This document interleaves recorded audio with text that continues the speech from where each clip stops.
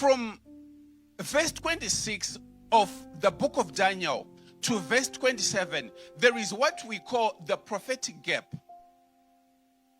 The prophetic gap is a common phenomenon when you are going through Bible events.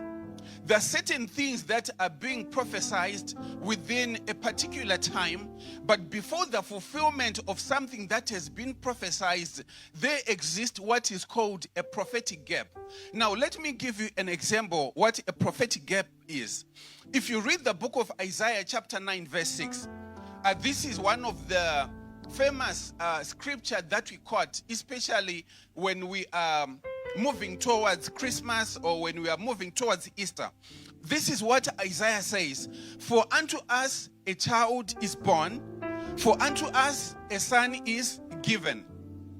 Right? "And the government shall be upon his shoulder, and his name shall be called Wonderful Counselor, the Mighty God, Everlasting Father, Prince of Peace."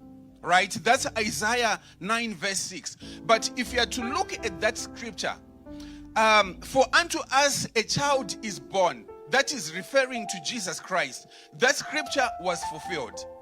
For unto us a son is given, that is still being referring to Jesus Christ, and that scripture was fulfilled. Jesus was given unto us.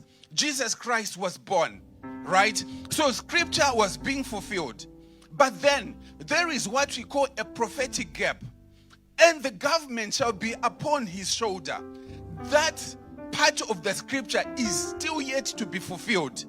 "And his name shall be called Wonderful Counselor, Mighty God, Everlasting Father, Prince of Peace," and so forth. This other part, the second half, is still yet to be fulfilled. So we have a scripture that describes something that was fulfilled. Then there is a prophetic gap, right?